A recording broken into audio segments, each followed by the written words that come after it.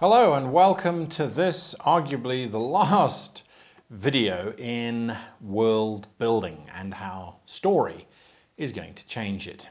Today we're looking at how your story is going to change your world building.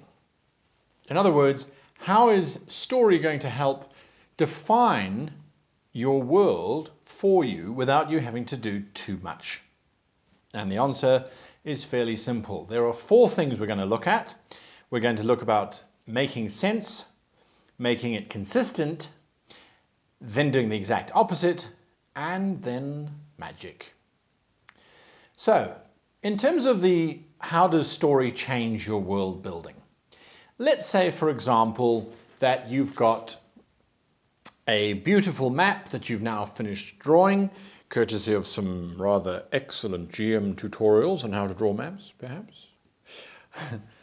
All that nonsense aside. You've got a map drawn, you've identified, hey, my people are staying in this particular part of the world, I've got humans down here, I've got orcs over there, I've got everything that I could possibly want in terms of using story to change my world building, to control it, sorry. Now I'm going to look at how does it change it. Start with a simple commodity. What does every single community need in order to survive? Let's ask the Aztecs. That's right, food. Look at your city allocation and say, well, where does this city get its food from? Is it perhaps an agrarian society? So then it needs to have massive fields. Are they nomads? In which case the city needs to have a vast territory around it in order to sustain a nomadic lifestyle of people. It also means the city can't get too big. Too big means that they overhunt the local areas and they simply cannot be nomadic. So if they are sedentary, if they have got some kind of agriculture, what type of agriculture do they have? If they're based in mountains, we don't know very many people on planet Earth who've ever managed to grow vast quantities of food on mountains. Well, we do actually. If you look at the rice paddies out in China, they're grown on the side of mountains. And it creates quite a remarkable visual, doesn't it? You've got tier upon tier upon tier of these still muddy waters with these little green shoots bursting out of them. And you've got oxen that till those muddy soils. And you've got people who drive the oxen. And you have little villages surrounded ostensibly by swamp.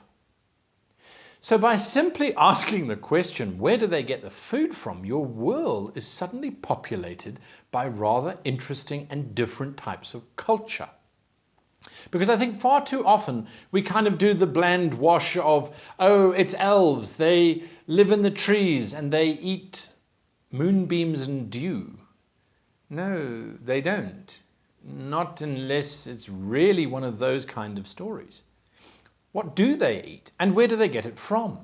Are elves vegetarian? Well, I haven't thought about that. Why would they be? They're part of the natural cycle. They live for 1,000 years. You might want to try variety. So then perhaps elves are absolutely obsessed with variety. After 1,000 years, you're going to get pretty bored of eating the same thing.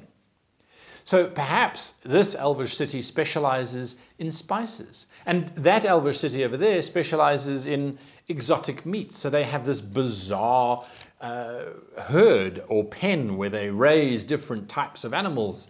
There's an entire black market of smuggling exotic and rare types of creatures into and out of their territory so that they have this ultimate meal.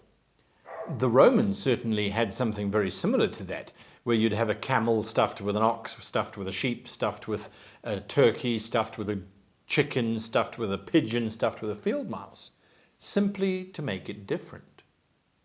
So look at where you've placed your cities and then ask yourself, where do they get their food from? Where do they get their water from? Are they perhaps sailors? So in that case then, how do they build their ships? Now, that leads me to an interesting little side point. If you look at Easter Island, for example, that island with those gigantic stone statues of the heads of people all over the place. As far as modern day anthropologists are concerned, that island started off having lots of trees. And they cut down the trees in order to transport the stone heads to their final resting places, and eventually ran out of trees. Now, if one looks at the base food that they were mainly eating seafood, and there was plenty of seafood. But when the seafood started to dwindle, they started to build canoes, and they could go out into further waters and get different types of fish. Once they ran out of trees, however, they ran out of canoes. So then they started to eat each other. That's not a very happy story, is it? But it gives you pause for thought. One question, what do they eat? Gives you this whole history, which is rather interesting and drives a very interesting potential for a whole bunch of storylines. Players, we are commissioning your characters to go and secure wood for us, for we have none. It sounds like a fairly mundane task, until the players realize that if they don't bring the wood back, everyone's going to eat each other.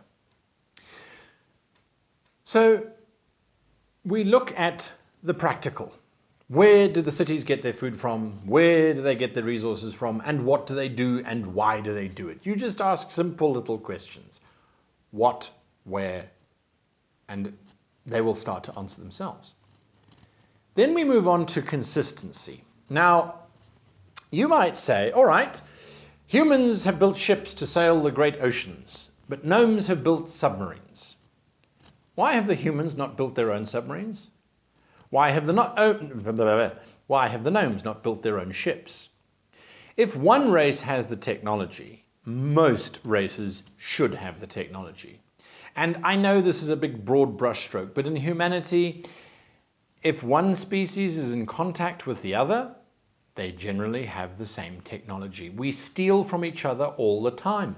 And we have emergent thought at the same time. One inventor in Russia comes up with the same idea as an inventor in England at roughly the same time, because they're being influenced by societies, and their societies are intermingling, so the same influences are affecting these two people, and suddenly, bingo, you have the invention of television here, there, and everywhere.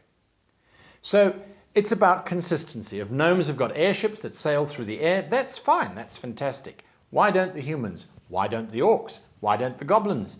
Why is it that it simply isn't everywhere? If you look at Star Trek or Star Wars, they've had to solve the question, if you can go to warp as one species, you should be able to go to warp as another. And as a matter of fact, there was an entire storyline that emerged out of one species not being able to go to warp faster than light travel, another species not being able to cloak, and the exchange of technology in 2266, according to canon, allowed the one species to gain the ability to cloak and disguise their ships, and this other species to get the ability to go to warp. It created this wonderful storyline, and there are books that have spawned out of just that one event. So consistency is the big question. If the drow have got giant engines for digging through the earth, the dwarves should have something similar. It's just how we work. If they don't, then they must be very isolated. And if they're isolated, why? Why have the gnomes and their airships not gone to that part of the world? Interesting how story changes your world building. And it doesn't make it hard. It's a very simple process. Let's now look at the next point, the exact opposite. If the gnomes have got airships, why do the humans have airships? Did the gnomes allow the humans to get them? And once they got them, why did they continue to use them? And then why didn't they use them to dominate? So when you give a race the ability to sail on the ocean, the other race might need to have the same ability. So why do they not have massive armada battles? It brings us back to that question of, why is the race still there? Who did they defeat? Who did they fight? If you've got airships, I've got airships, it's a cold war. Or is it just all-out war? So that's one way of looking at it. Another way of looking at it is, here is a species that eats meat, but they're the exact opposite of everybody else. How do we make them exact opposite of everyone else? Maybe the meat that they eat are their slaves. So it's about really just ratcheting up, turning on its head those basic questions. They build ships, but they don't use wood. Okay, what do they use? Bone, leather, those are perfectly plausible. We know we can build ships out of that. We know we can build ships out of icebergs. We also know we can build ships out of concrete. So look at what you've established and then try and turn it on its head. It just makes it that much more interesting. And it's a story that's controlling your world building. Suddenly, this little village that you've placed on this little island has got ships made out of concrete. Where do they get the concrete from? Well, we just need to add in a little mountain quickly. Or another little island that's got mountains on it and that they periodically invade to get their materials. And then finally, it's about magic. Whether you are in a Star Trek universe, a Star Wars universe, a cyberpunk universe, a 40k universe, whether you are in deepest, darkest D&D, or whether you are in the lightest feng shui, magic permeates. And the magic is where you have to really stretch yourself. And this is where a truly great GM allows stories to change his world. The gnomes can fly. The dwarves have got giant machines for digging tunnels. The humans have got warships. The orcs travel in the belly of giant worms that burrow through the territory and suddenly emerge from nowhere. It's definitely not a new idea. StarCraft has done it, Dune did it before then, and we go even further back and we can find more examples of people riding in the bellies of beasts. But perhaps that's a silly way to go. Maybe the goblins have got a magical power that allows them to turn into mist and they just drift over the oceans. Well, it works for vampires. I don't see why it wouldn't work for goblins. So it's about bringing in the story of magic and really letting it change up the world. If the orcs have got giant worms, where do they come from? Where do they store them? Why do the drow not have them? If one species has the ability to transcend through one dimension and get to the next, where did they discover that power from? Why don't they share it? Perhaps they have something unique to them. Questions, questions, questions. And they're the simplest questions that you can ask. And I'm going to remind you what they are. Who, what, where, when, how, and why. The 5 W's and 1 H. If you can answer those questions for each of your little spaces, you will have a world that is so rich and so entertaining that people are going to want to come back time and time again. That's it for now. I hope this has been a satisfactory journey on how I create worlds. And if you haven't looked at it, there's a map making tutorial where I show off my inept computer skills on how to draw maps. And hit that like button, hit that subscribe button. Our numbers are growing daily. I did promise you something exciting. My colleague in the web department is busy working on something that will hopefully allow us to interact on a much different level. So look out for that. Until next time, happy gaming.